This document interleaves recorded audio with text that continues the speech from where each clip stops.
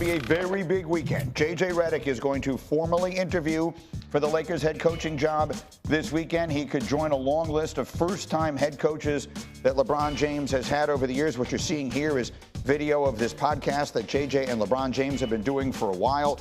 It's extremely good. It's it's an outstanding podcast, but it also contributes to why the dynamic of this would be so unusual. According to Woj, a strong performance by JJ this weekend would be expected to move him to the forefront of the franchise's search. Wendy, you're there in Dallas, which is the epicenter of all basketball conversation right now. What are you hearing? Yeah, so I have no doubt that JJ is going to have a strong performance because he's been preparing for this for a long time.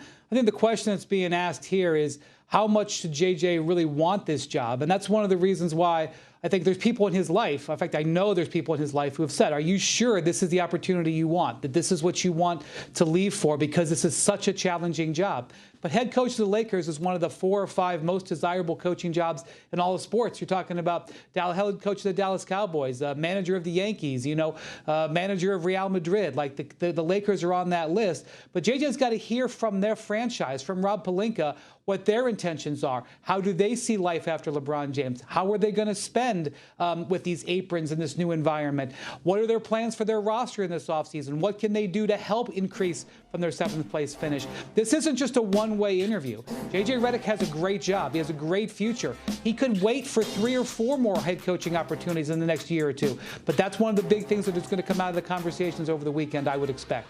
Monica, what do you think? This is fascinating. I mean, you use the word, Greeny. I think if JJ Redick believes that he is the guy that can move this organization in the right direction, then he's going to do it. Like, past success is an indicator of future success. That's our colleague. We all know he's a diligent worker and a brilliant basketball mind. I continue to say that, like, ultimately, the expectation is way higher than the realistic, achievable standards in my mind. What do you think, Alan? I think that the podcast, by the way, is fascinating because you're hearing 2 great basketball minds talk about the sport at a level where a lot of people, and they do it in a way that you're understanding it. It's a great education, but what you're also hearing is JJ and LeBron talking about concepts and talking about ideas and, how you'd want to play and how you'd want to play something. So to me, that's part of the interview process, right? They both have a meeting of the minds. If LeBron is all in, the rest of the locker room follows suit. But I think it's also beyond LeBron that they have to have that discussion about. What I want to know from a Laker perspective is what experience are you bringing in onto your coaching staff? Because as you heard Wendy say, that is a preeminent position in sports to be a head coach of the Lakers. But because of the lack of experience of coaching, you've got to have that on your bench to help you through game decisions, in-game stuff, preparation, all the things that you aren't really aware of. Those are also things that JJ has to bring to the table. I think he can be successful because he'll have LeBron supporting it. It's really 2 separate jobs, right? Because no one takes a coaching job thinking, I'm going to do this for 2 years and then figure something else out. So the next year, 2 years, let's say 3 years at the max, you've got LeBron James, an aging superstar who's on the handful of greatest players of all time. And then whatever comes after that is whatever comes after that. It's obviously entirely different, and that's the unknown piece of this as far as I see it. Yeah, this is a tough decision to make, honestly, and I think you guys have all brought up great points. JJ is a brilliant mind. He loves the game. He's diligent. They have this podcast. He's been auditioning for months, for weeks. They went from talking about the game to talking about exactly what they would do in certain situations. Yes. I've seen them draw up ATOs. It's getting very interesting, but I think it all comes down to 2 things, right? What does JJ actually want to do? Is he invested in taking this type of job, understanding that LeBron has 2 or 3 years left, and from a success standpoint, what is success to him? Because success to the Lakers organization is a championship, and I think that's an unfair expectation to put on JJ, who's never coached before, to think he's just going to come in and win a championship, which is possible, but that's what the Laker fans and the Laker culture wants, is a championship. So he would have to have a great staff around him. It's a really good point. And Monica, go ahead, finish it up. I can see you're thinking the same thing I'm thinking. Go. I 100% agree with CJ. And listen, we all know that JJ intends to go and succeed. However, if track record says you get 2 years, he still would be welcomed back to our space with the widest arms, having coached LeBron. Like, I'm not gonna say it's a win-win, but like, JJ Redick is going to have the pick of the jobs that he wants either way. Yeah, that's true. That isn't what I was thinking, though. What I was thinking is what you were saying before. You have to define what is success. Yes. I mean, for the Lakers, they're about to get passed by Boston. They're about to be the second, most decorated franchise in the sport. Success equals winning a championship. If anything else is deemed a failure, that becomes a really hard job because they don't have. On the verge, they're the fourth team ever to take a 3-0 lead in each of the last 2 rounds of the postseason. You see the others here. None of the other 3 teams on your screen swept both the conference final and the NBA finals. The Celtics could become the first ever if they win tonight. Here's Jason Tatum talking about this postseason run. Team ever with a better playoff record than what you guys have to this point.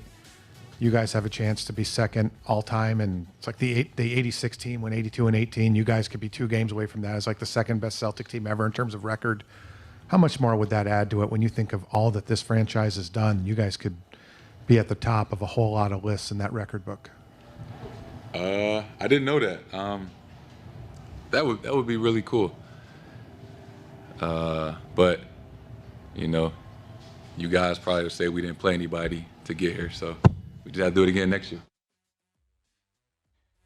All right, so they have that chip on their shoulder, and I get it. We've moved the goalposts on those guys a lot. I can live with anything he wants to say now. Now, that said, this is the list the Boston Celtics are trying to join tonight. These are the top 5 most dominant playoff runs ever that ended in a championship. At number 5, I put the 83 Sixers.